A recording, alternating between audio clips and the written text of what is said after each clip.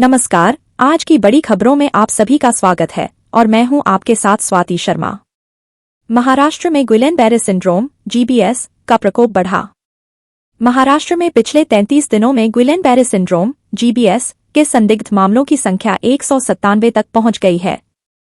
इनमें से 172 मामलों में संक्रमण की पुष्टि हुई है, जबकि दुर्भाग्य से 7 लोगों की मौत हो गई है। सबसे ज्यादा 132 मरीज पुणे जिले से हैं। बिहार में भीषण सड़क हादसा। बिहार के सासाराम में एक भीषण सड़क हादसे में 2 महिलाओं की मौत हो गई, जबकि 8 अन्य घायल हो गए। यह हादसा तब हुआ जब एक ट्रक में एक बोलेरो गाड़ी घुस गई। यूट्यूबर एल्विश यादव पर मामला दर्ज हुआ। यूट्यूबर एल्विश यादव पर भ्रामक वीडियो पोस्ट करने के आरोप में जयपुर के साइबर थाना पुलिस ने मामला दर्ज किया है। उत्तर प्रदेश में पुष्पा स्टाइल में हमला हुआ। उत्तर प्रदेश के फिरोजाबाद में वन विभाग की टीम पर पुष्पा स्टाइल में हमला किया गया और उनकी राइफल लूट ली गई। इस हमले में फॉरेस्ट रेंजर, दारोगा समेत 8 लोग घायल हो गए। मध्य प्रदेश में हजारों स्कूलों पर संकट मंडराया। मध्य प्रदेश में हजारों स्कूलों पर बंद होने का खतरा मंडरा रहा है, जिससे लाखों छात्रों का भविष्य अधर में लटक गया है। दरअसल मध्य प्रदेश के 60,000 से ज्यादा स्कूलों ने मान्यता के लिए आवेदन नहीं किया है, जिनमें कई बड़े विद्यालय भी शामिल हैं। ऐसे में इन स्कूलों की मान्यता रद्द हो सकती है। गढ़चिरौली में नक्सली हमला हुआ। महाराष्ट्र के गढ़चिरौली में नक्सलियों के साथ मुठभेड़ में एक पुलिस कांस्टेबल शहीद हो गया। मुख्यमंत्री ने शहीद के परिवार को 2 करोड़ रुपए की आर्थिक सहायता देने की घोषणा की है। बाघों के शिकार पर WCCB का अलर्ट। देश भर में हो रहे बाघों के शिकार को लेकर WCCB ने अलर्ट जारी किया है। कॉर्बेट टाइगर रिजर्व में चौकसी बढ़ा दी गई है और सैटेलाइट तकनीक से गतिविधियों पर नजर रखी जा रही है। आंध्र प्रदेश में बर्ड फ्लू का आतंक। आंध्र प्रदेश में बर्ड फ्लू के संदिग्ध मामलों के कारण लाखों मुर्गियों की मौत के बाद तेलंगाना में भी अलर्ट जारी कर दिया गया है। राज्य सरकार ने पोल्ट्री किसानों को चेतावनी दी है। दिल्ली हाईकोर्ट ने किसान आंदोलन से जुड़े एक मामले में फैसला सुनाते हुए 2 आरोपियों के खिलाफ जारी लुकआउट सर्कुलर रद्द कर दिया है। कोर्ट ने कहा कि बेवजह रोक लगाई जा रही है। उत्तर प्रदेश में कुत्तों का आतंक। उत्तर प्रदेश के सहारनपुर में कुत्तों के आतंक से एक 9 साल के मासूम की मौत हो गई, जिससे गांव में दहशत फैल गई है। ईवीएम पर सुप्रीम कोर्ट का फैसला।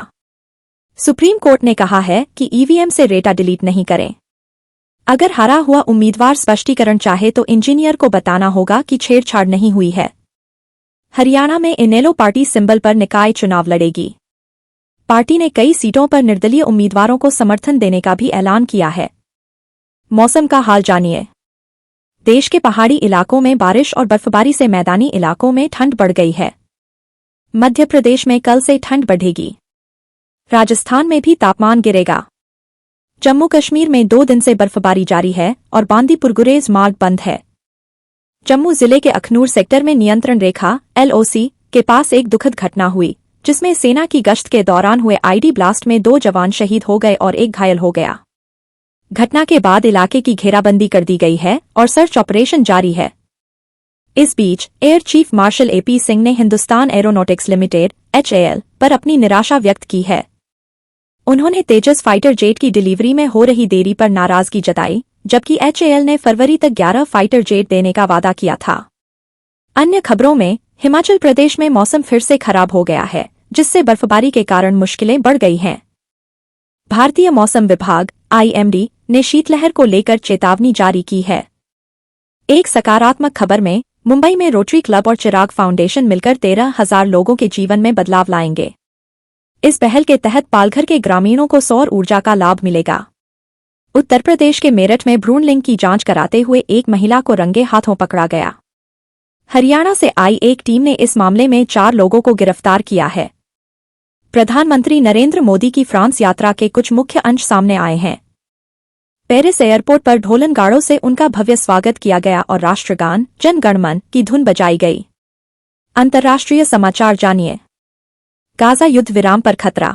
इजरायल के प्रधानमंत्री नेतन्याहू ने चेतावनी दी कि अगर शनिवार तक बंधकों को रिहा नहीं किया गया तो गाजा युद्ध विराम समाप्त हो सकता है। राष्ट्रीय समाचार जानिए। लॉटरी वितरकों के लिए सेवा कर छूट। सर्वोच्च न्यायालय ने फैसला सुनाया कि लॉटरी वितरक केंद्र सरकार को सेवा कर का भुगतान करने के लिए उत्तरदायी नहीं है, यह कहते हुए कि इस कर संग्रह के लिए कोई एजेंसी जिम्मेदार नहीं है।